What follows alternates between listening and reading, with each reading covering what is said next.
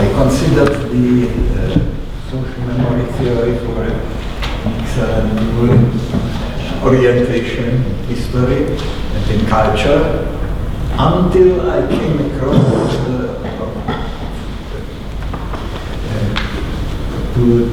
two articles applying the social memory theory in New Testament research. One was about the historical Jesus, one was about the synoptic question. The article maintained that the synoptic question could be solved by means of the social memory theory without any source criticism. This evoked my reaction. I got the invitation for this conference, and together with the invitation I got also the paper of Sandra Hibbenthal, already published, Frozen Moments, Early Christianity Through the Lens of Social Memory Theory. You have heard that the beginnings of social memory theory are linked with Maurice Halbwach's, especially his monograph regarded Socio de la Mémoire. Social memory is a complex phenomenon. It is the memory shared by the society and transmitted directly or indirectly by means of family and education, religion and art. Sandra Hibbenthal has described its gist and its special dimension, which may be important for the research in the New Testament. The ways how the memory becomes tradition and is being handed over in the society. In her interpretation of social memory theory, she often mentions, of course, the work of the Egyptologist Jan Assmann.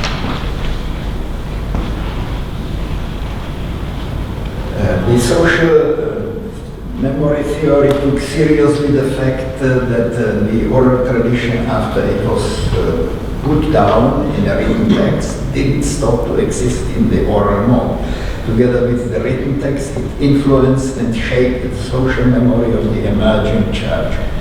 The written text transformed the memory into a fixed authority, this is the one side, whereas the orally transmitted memory, with its effective and engaged character, helped the tradition to take roots in the social consciousness. That's okay, what I tried to study before. Now in the article about the solving of the synoptic problem by means of the social theory memory, it fully neglected the form criticism. So I think it could be appropriate starting point for critical analysis of the usefulness of these methods in New Testament research. A comparison with the form criticism. They are all similar to the SMT place in the New Testament research for almost 90 years, the form criticism, Formgeschichte. The pioneers of form criticism were Martin Liberius, Rudolf Bultmann, Karl Ludwig Schmidt from Germany. In England, was it Vincent Taylor. The form criticism investigated the social memory in smaller social area in the community of Jesus' post-Easter followers in the emerging Christian church. Inspired the Johann Gottfried Herder and Hermann Bunker. These are the forefathers of both these theories, social memory and Formgeschichte. They examined short unions of tradition, its segments, which the memory keeps without any special training. From their shape, they deduce the role of these units of tradition in Christian liturgy. The Formgeschichte, form criticism, presents the Gospels as pieces of tradition selected by the Gospel writers and united by literary and theological frame, which is their own work. Like Jan Assmann, the form criticism stressed the representations of tradition in liturgy. The form criticism was several times modified, it was criticized. In the 50s of the last century, it was supplemented with the reduction criticism, but in principle it served well. Survey of the influence of form criticism in New Testament research has written Tyson as introduction to the 10th edition of Bultmann's Formgeschichte des Evangeliums.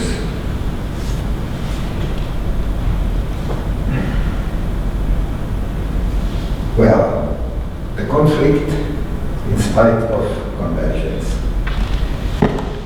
Upon the whole, there is not any principal antagonism between form criticism and social memory theory. They are, of course, seeing the situation from different points of view, but in fact, it is the same observation as social memory theory tends to build up on the model of experienced tellers who transmitted the oral tradition. The form criticism deals with the basic short units of memory related to Jesus and transmitted by Christian teachers. These units can be recognized by as the older layer of the text of the Gospels.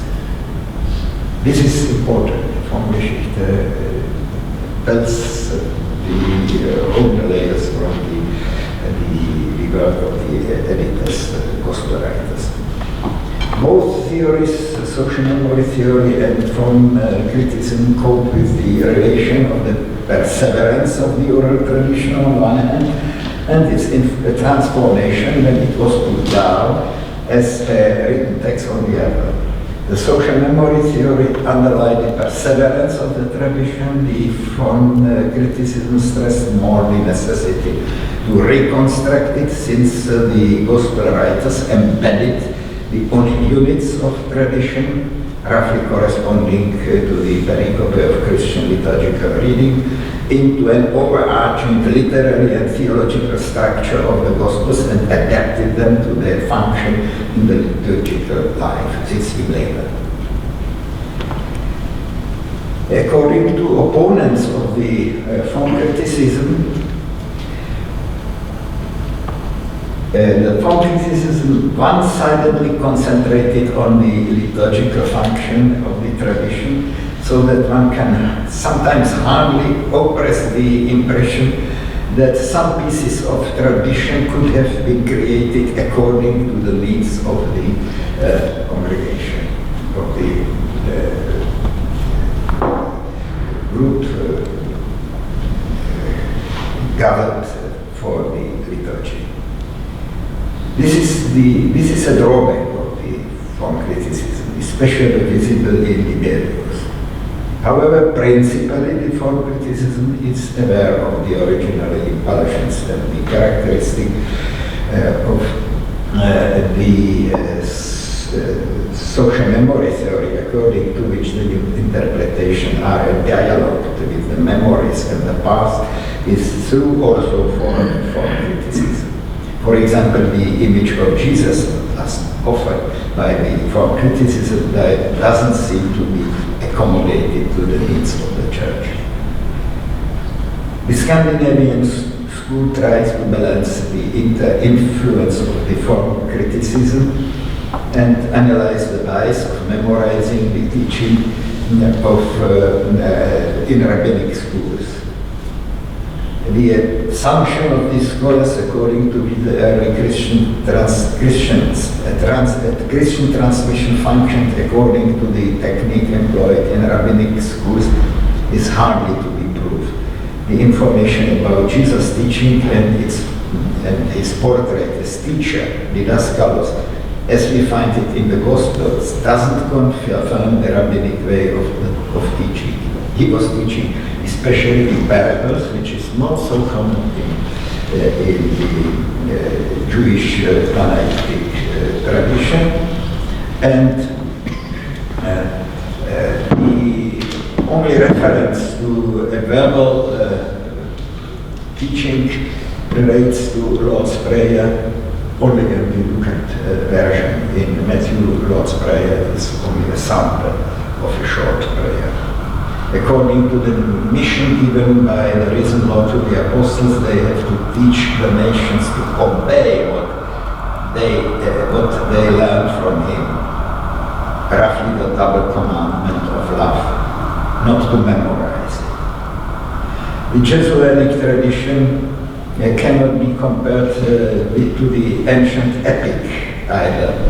Ancient epic was handed over by trained singers, not tellers, and contained only a direct memory.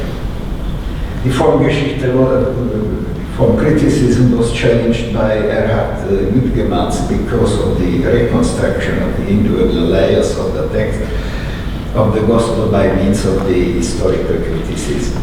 According to him, the historical Jesus is a fata morgana. He was right as far as it is the text in the preserved shape that has to be starting point of all further interpretive operations. He is also right maintaining that the exegete has to know the special mechanism of oral transmission. However, since the text of the Gospel is a complex phenomenon, the frame of which was created by the gospel writers, the historical criticism is necessary. It is a necessary means of interpretation. It enables the exegete to discover the individual layers of the text and to analyze its referential function, its relation to the remembered events. The methodology in this case is historical critical approach. It is a scholarly help for memory, and in this sense it's compatible with social memory theory, in my opinion. It's not so by the contemporary adherents of the supporters of the social memory theory. Theologically, the historical criticism corresponds with the incarnation as the way of God's revelation in history, a revelation accessible to the later generations by memory.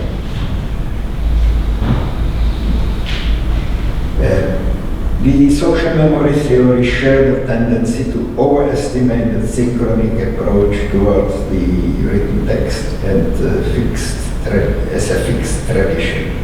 This was a tendency of several linguists in the second part of the last century, especially the Constance school.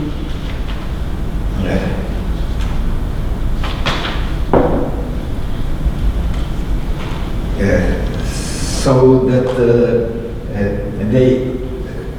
I put it this way, they underestimated the ontological autonomy of that what the Christian witness speaks about from the verbal, and to tell it from the verbal representation. This is what was especially stressed by Pokorný in his last text beginning from the late 70s. Memory is an active process of keeping in mind and interpretation of an event or story of import, but the language and the memory play in this case a double role. They represent the recalled event, but at the same time they make aware of the fact that it is not dependent on the memory, it is not exhausted in it, that the witness always speaks about something which has its exterritoriality in its own ontological exterritoriality in its own part of history. So this is the first general drawback in I just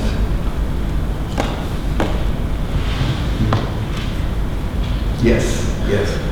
This is the first, in my opinion, the general drawback of the present application of social memory theory, New Testament research.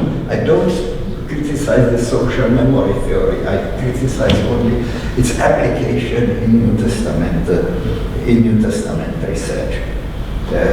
Maybe the overshadowing the necessity of historical criticism. The ability to point at the reality outside the language world is the highest achievement of the language.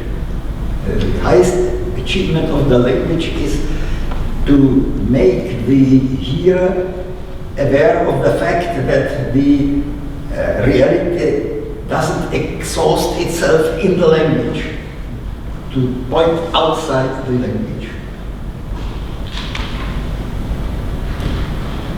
This is the point at issue. In social memory theory, it is not, as far as I know, explicitly elaborated, but I think that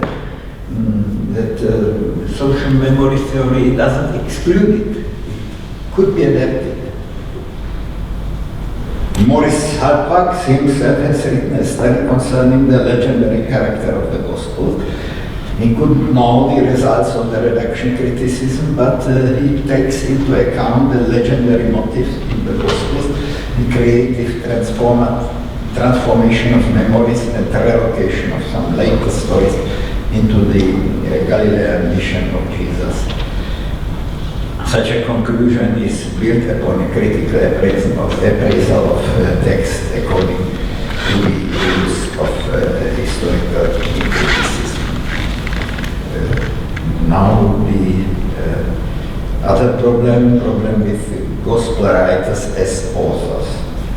The problem for scholars who support the social memory theory was the conclusion of the form criticism about the role of the overarching frame of the gospel scholarly, which Schmidt has stressed it in his monograph.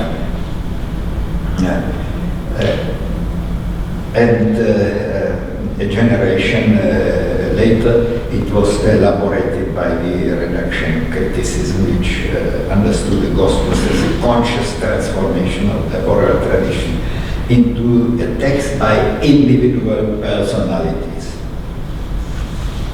The Gospel writers put the oral tradition into a new theological frame, which reflected the post-Easter tradition. So the reduction criticism analyzes the literary techniques and especially the theological intention of the Gospel writers when organizing and interpreting the oral tradition. This is a shift from the position of the fathers of the form criticism who consider the Gospels as Kleinliteratur, as folk tales. Now we know that the Gospel writers were theologians and the Gospels are not only theological work but also a literary achievement.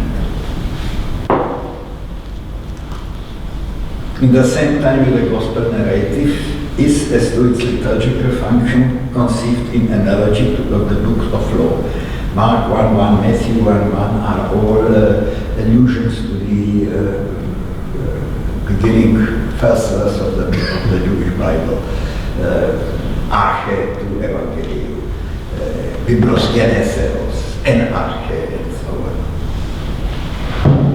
Those using the social memory theory in New Testament research mostly underestimate the source criticism. It has source criticism. It has the literary dependence among the synoptic gospel, and explain the differences by variations of tradition only.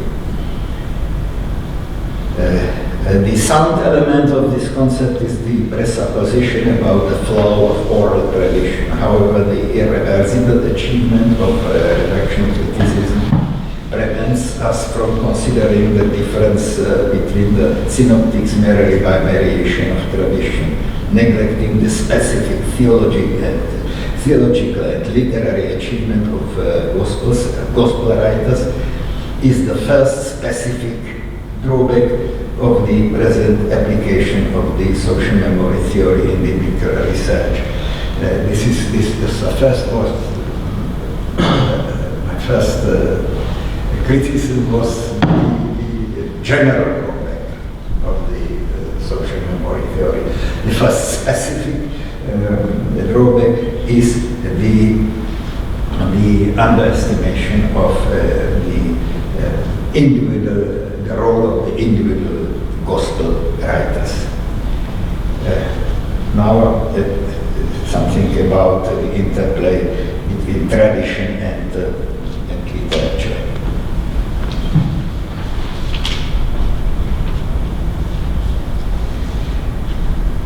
Interesting is the analysis of the oral practice in Mark, offered by Matti Milikowski. Like the protagonist of the form criticism, he was inspired by Johann Gottfried Herder, especially by his interest in Hebrew way of transmitting the religious traditions. According to him, Mark was a bearer of tradition, storyteller.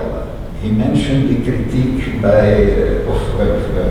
of form criticism by Bernard Kelder, who also stressed the role of oral tradition in early church, gospel and tradition. This is a quotation from Bernard Kelder. The gospel and tradition are in a reciprocal relationship. The gospel feeding the tradition and in turn responding to those who live in and with it. I think if he had known, he could quote it, the Czech ethnographer Vladimír Karbusický, born in 1925, who was teaching in Hamburg in Germany, the ethnography. He studied the interrelation of tradition and literature in Middle Ages. The result of his investigations is that folk tradition, stories, myths and legends travel from oral transmission to a literary and back into the oral tradition. A lot of orally transmitted sages and legends, the Czech legends, staré pověsti české, are mostly originating from the written text of European early medieval traditions. Several themes of the Czech old folk legends are known from chronicles, and they later reappeared as oral tradition, enriched by several secondary details and names. The observation of Karbusický in some respect applies also for our biblical area. Papyrus Egerton is a frozen form of a group of stories and writings from Jesus' tradition, partially taken up from tradition, but in one instance from the Gospel of John, literary. The most important document of this kind is, of course, the Gospel of Thomas, which quotation from synoptic Gospels, but in the same time keeping in an older transformation the tradition independent from any literary fixation. So the text and oral tradition cooperated until almost the end of the 2nd century. This is This all only confirms how necessary it was, the critical testing of tradition, how indispensable became the canon of written text. Conclusion. The social memory theory may be helpful in the research of the sources of the sayings of Jesus. Some parts where Matthew and Luke disagree in wording of the common material are influenced by the gospel writers, but some part is, of course, influenced by living tradition. The problem is, however, that we have no traces of an Aramaic original of Q if we don't consider the very confused fragment from Papias, who speaks about Matthew as about Q. This is preserved in Eusebius in church history. However, the bulk of Jesus' tradition was originally transmitted in Arabic, so the translation into Greek was caesura.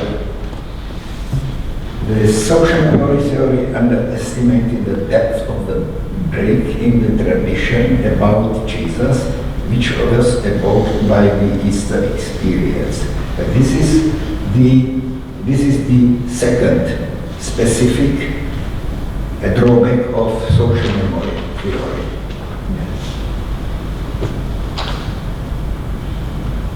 The very gap in the tradition and of and about Jesus started with his death on cross.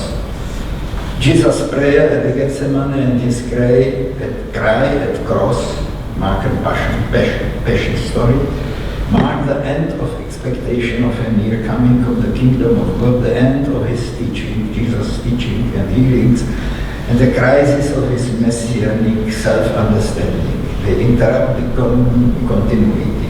Only the relation to God the Father, with whom he shared his disillusion, my God, why did you forsaken me, is the tiny thread of continuity between the pre- and post-Easter Jesus. Through resurrection, this crisis acquires a new meaning. All the previous tradition has a new meaning. Jesus' resurrection said to the first witnesses that despair and death are not the limits of divine presence and care. This very gospel was a new beginning. And this new beginning, attested by witnesses, is the beginning of the new stream of tradition which influenced the transmission of the saying and stories from the life of Jesus. This is the concept of all the Gospels. The tradition about Jesus is now considered as the beginning of the Gospel, Evangelion. This is not yet a book at that time. Designation for a book became Evangelion, and 2 generations later. This is the oral Gospel about the present input of Jesus. By critical exegesis, we can find out that the Easter Gospel first changed the motive of preserving the memory of Jesus. It became the memory of the crucified and risen one. In fact, the memory of the future. Second, it caused a reinterpretation of many individual stories. For example, the parable of the faithful and unfaithful slave are the delayed return of the master in Matthew 24 has been related to the so-called second coming of Jesus in glory, and a new layer of text errors, like the saying of Mark, about the substitutive death of Jesus, Mark 10:45. The Son of Man didn't come to serve, to be served, not to serve, and give his life as sacrifice for many. And fourth, this all has been literally fixed and canonized. This means that historical criticism as a contemporary tool of memory is indispensable for all attempts to describe the tradition and their literary transformation in the chronological and theological interrelation.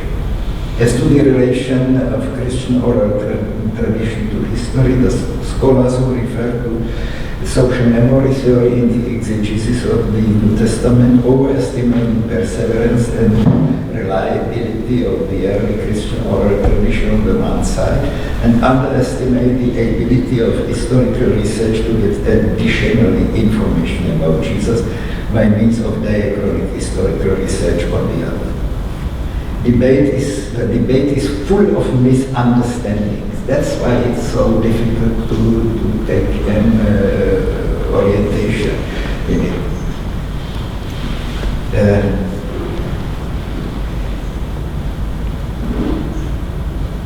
Yes, and it is difficult to find a real difference between social memory theory and Formgeschichte. That is why I attempted to look for the roots of the failed dialogue. First, in the unrecognized referential function of language. This is the first I mentioned. In the underestimated role of death and resurrection of Jesus. This is the third. In the neglected literary and theological role of the gospel writers. That was the second. So, but it's not only the social memory theory which is to blame. The form criticism has also its drawback. So now, I think it's maybe, yes.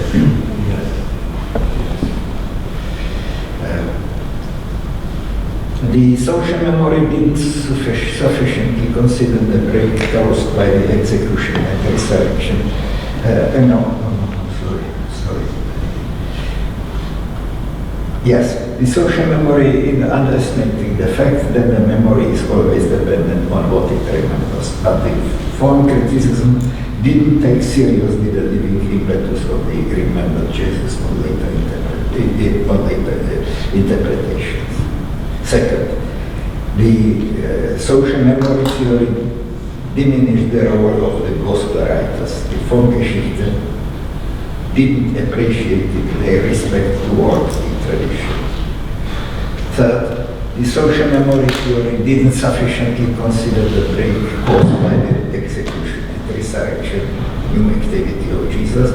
The form criticism underestimated the role of Jesus' tradition as norm for testing the authenticity of Easter kerygma. The difference and advantage of form criticism as compared with social memory theory is that the almost 90 years of critical discussion already revealed the pluses and drawbacks of the form criticism. And the form criticism has got opportunities to adapt for its use in New Testament research. I hope that my paper may become a part of a similar process of criticism, testing, reinterpretations, adaptation, and hardening of the social memory theory as used by the New Testament scholars. Peter, I think you'll find that you and I agree on a lot. Sorry? I think you and I will find that we agree on a lot. Yes. For instance, I do strongly agree that memory theory cannot explain the synoptic pattern of agreements and disagreements. That's clearly a literary process. But on the other hand, I'd encourage you to be more open to memory theory as it's done a bit more broadly than the couple of examples that you cited. And I think that there's nothing incompatible between redaction criticism and memory theory. In fact, I think what redaction criticism can offer us, and which is why I don't think memory theory should throw that out, is that what we have in the Gospels are the competing constructions of memory. And redaction criticism provides us the data to see how one goes about constructing a new memory for a new community having to do with competing identities. And so memory theory doesn't, I think it would be wrong for somebody, and I don't think you said this, but it would be wrong for somebody to suggest that memory theory dispenses with redaction criticism. I think that has been implied, especially when these folks tie orality and memory as if they're indistinguishable. Yes. But that memory theory gets its data from redaction criticism. Yes, you are absolutely right. That this is another problem, the redaction criticism. But in my opinion is that the social memory theory didn't give enough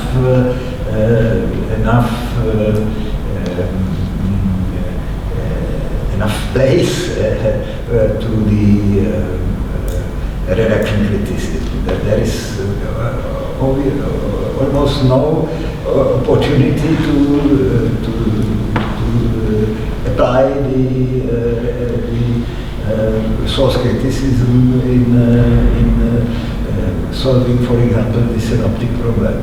It's true, but I think what you're doing is I think you're essentializing memory theory as a broad thing based on a couple of examples, and I think examples of memory theory being used more responsibly are out there. I just think perhaps you haven't found them. This is just why I tried also to formulate the first general drawback of the social memory theory, which is the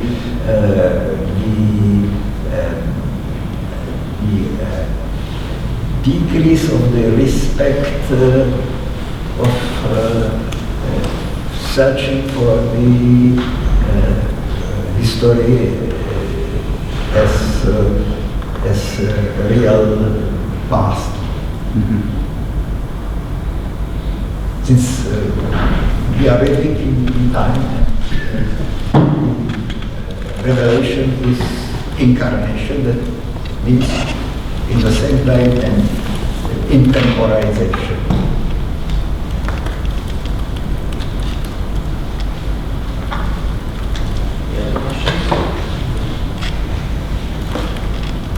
Thank you very much for this paper. Yes. I think this paper which reminds of what can go wrong if one applies social memory theory in wrong, one-sided manners. May I come with two ideas, and then perhaps we could discuss them whether they are worth or not worth. Point one, regarding the first point of criticism. I think one could say that you're completely right, that language is also always describing something outside of language. It has a reference to the things outside of language. But I think social memory theory, with its focus also on the present use of the past, can show us that even when we do historical criticism, we finally have to do it with images of the past and with the language speaking about the past and not the past itself. Not the realities of the Jesus life itself, but just our images of this. Yes, it is the language by which we relativize language itself. Yeah. And the second point, I almost forgot the second point, sorry. I think regarding this point of criticism that social memory theory underestimates the gap between pre and post and pre-Easter Jesus of Nazareth. This is possible, I don't have all the overview, but I think this was one of the points of my discussion yesterday, that social memory theory has the potential and the possibility to incorporate the idea that there is something like crisis rupture, shock, and so on, which helps to, which is necessary, which it works as a catalyst to revise memories, to let's say, bring the different motives, aspects of memory in new structures and new patterns and so on. And I think this is something which can be applied, should be applied to exactly this point. So just to yes, I fully agree with you. I only didn't find it in the present